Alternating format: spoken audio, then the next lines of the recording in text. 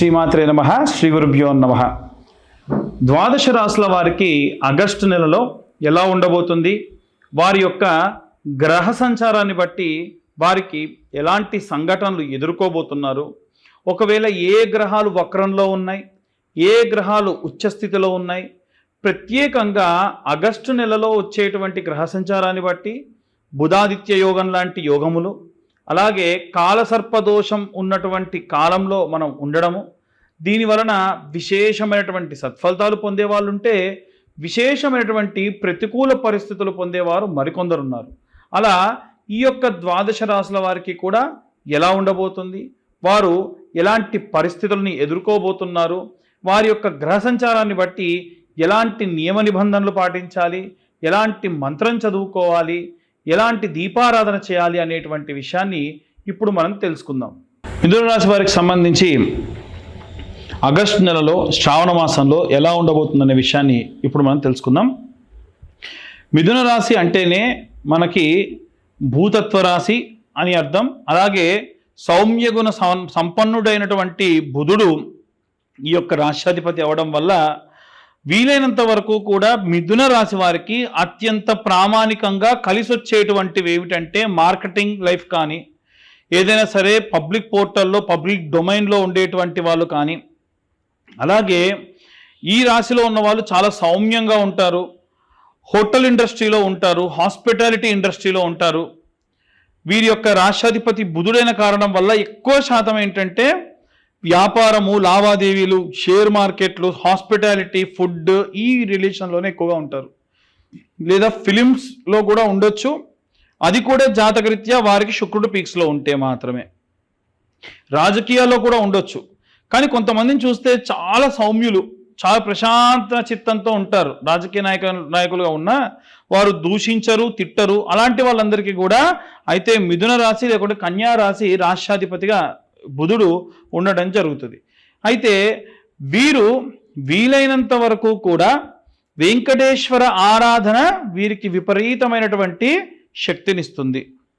కాబట్టి వీరికి ఈ ఆగస్టు నెలలో ఎలా ఉంది అనేటువంటి విషయాన్ని ఇప్పుడు మనం తెలుసుకుందాం. మిథున రాశి వారికి వారి యొక్క లగ్నాత్ శుక్రుడు మరియు గురువు వక్రంలో ఉన్నాడు.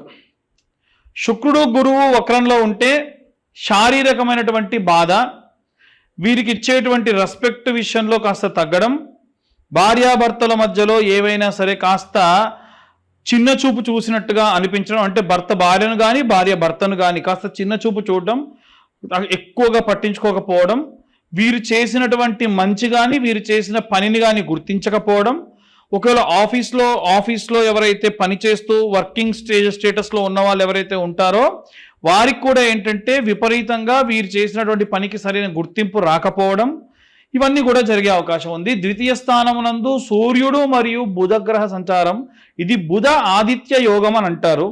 ఈ బుధాదిత్య యోగం నడుస్తున్నంతసేపు ఏవైనా సరే తొందరపడి వ్యాపారం చేసినా, గతంలో వ్యాపారంలో ఉన్నా ఆ వ్యాపారంలో కొద్దిపాటి నష్టం రావచ్చు. కానీ రాజకీయ పరంగా ఎవరైతే ఉంటారో వారికి మాత్రం అనుకూలంగా ఉంటుంది. డబ్బు కాస్త ఖర్చు పెట్టిన ఖర్చుకి మంచి సార్థకత లభించింది అనేటువంటి భావజాలంతో ఉంటారు.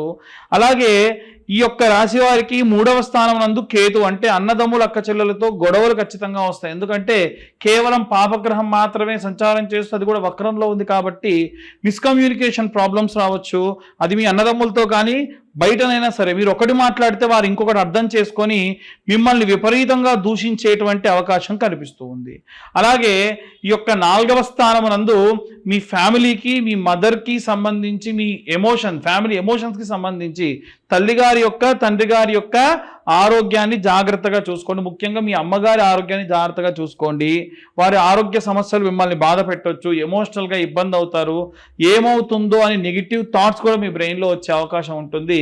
ఇది ఎట్టి పరిస్థితుల్లో మీ రాశి వారికి క్లియర్గా చెబుతున్నాను, ఎటువంటి ఇబ్బంది తల్లి పరంగా కానీ ఏది ఉండదు. పూర్తి నష్టం కానీ పూర్తి లాభం కానీ ఉండదు.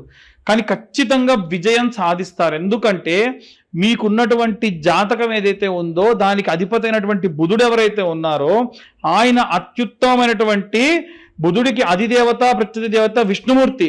మీరు ప్రశాంతంగా విష్ణుమూర్తి ఆరాధన చేయడం, విష్ణు సహస్రనామం చేయడం, ఇప్పుడు నేను చెప్పే మంత్రం చదవడం. ఆ మంత్రం ఏంటంటే ఓం క్లీం కృష్ణాయ వాసుదేవాయ హరయే పరమాత్మనే ప్రణత క్లేశనాశాయ గోవిందాయ నమో నమః. ఎంత అద్భుతంగా ఉందండి.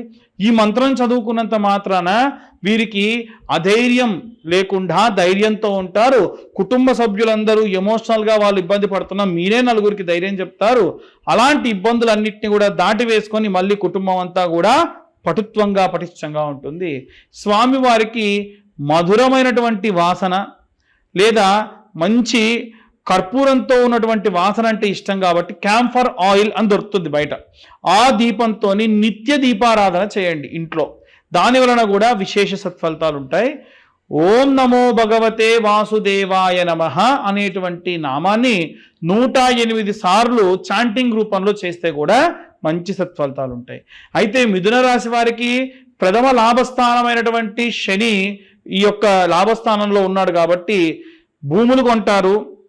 లిటికేషన్లో ఉన్న భూములు కొనే అవకాశం ఉంటుంది, చూసుకొని కొనండి.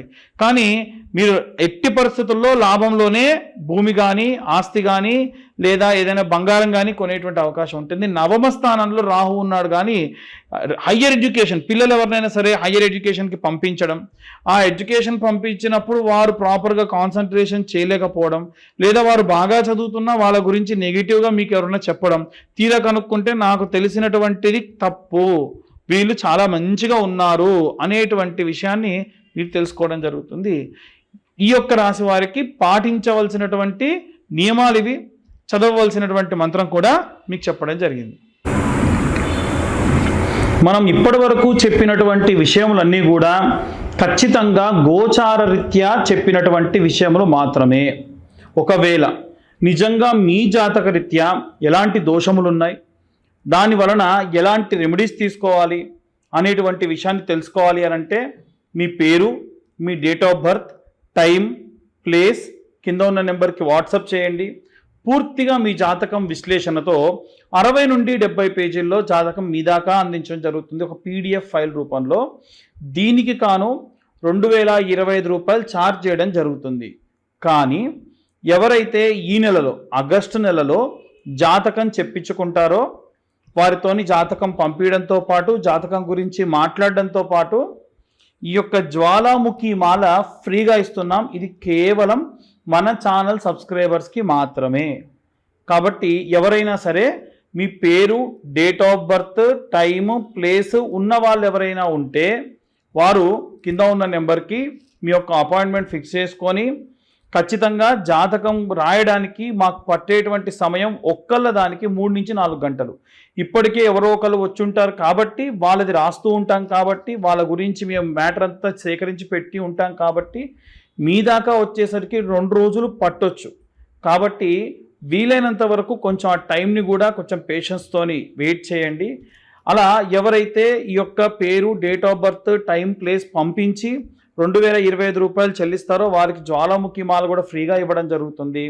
అలాగే ఇప్పుడు మేము చెప్పినటువంటి ఈ వీడియో కనుక ఇన్ఫర్మేటివ్గా ఉంటే వీలైనంత వరకు కూడా సబ్స్క్రైబ్ చేసే ప్రయత్నం చేయండి, లైక్ చేయండి, ఇంకొంతమందికి మీరు ఈ వీడియోని షేర్ చేయండి. మీరు కనుక సబ్స్క్రైబ్ చేస్తే ఇలాంటి ఇంకా ఎన్నో వీడియోలు మీ దాకా తీసుకొచ్చే ప్రయత్నం కూడా చేస్తాము. సర్వే జనా సుఖినో భవంతు. స్వస్తి.